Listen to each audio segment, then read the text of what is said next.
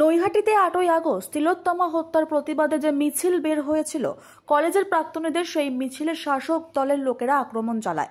তারই প্রতিবাদে আজ নৈহাটি স্টেশন সংলগ্ন বড়মার মন্দিরের সামনে এক বিক্ষোভ মিছিলের আয়োজন করে। এই মিছিলে অংশগ্রহণ করেন শুভেন্দু অধিকারী, অর্জুন সিং, বিধায়ক পবন সিং। এখানকার প্রাক্তনী ছাত্ররা justice for RG Kar, we want জাস্টিসের ডিমান্ড করে মমতা ব্যানার্জি পদত্যাগে ডিমান্ড করে মিছিল বের করেছিল।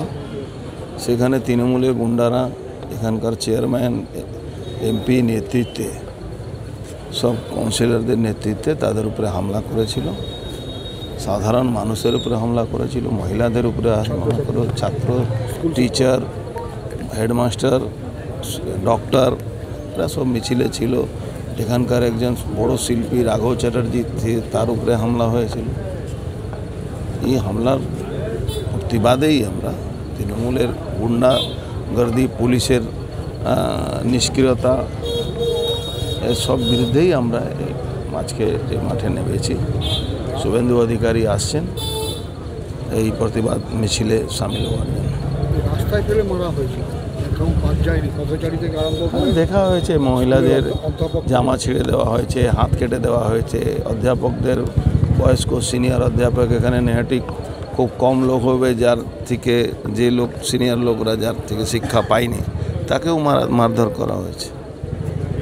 সঙ্গীত শিল্পী রাঘব চট্টোপাধ্যায় সেই মিছিলে উপস্থিত ছিল। হ্যাঁ, তাকে পালাতে প্রাণ বাঁচাতে হচ্ছে, পালিয়ে গিয়ে প্রাণ বাঁচিয়েছেন।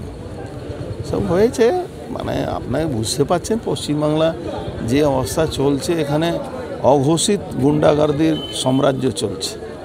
আর মমতা ব্যানার্জি বলছেন মানুষ যদি চায় আমি পদত্যাগ করব।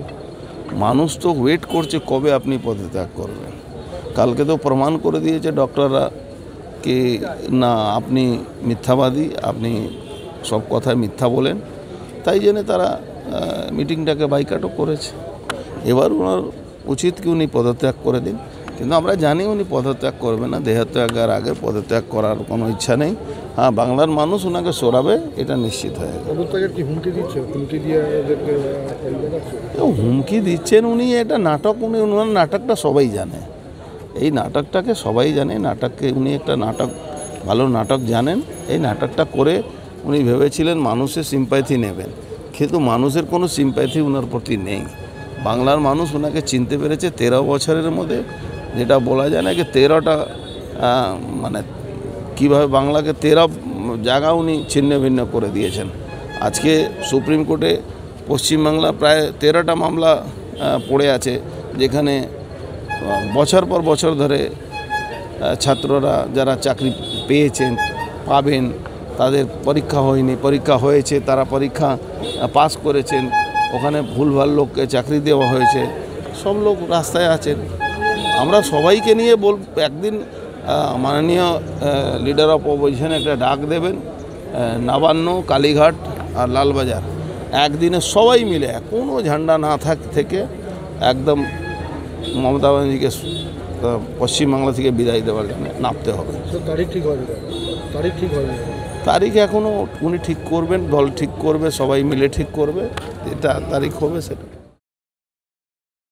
নৈহাটি থেকে হিমাংশু শেখর ভট্টর রিপোর্ট, চ্যানেল 24/7।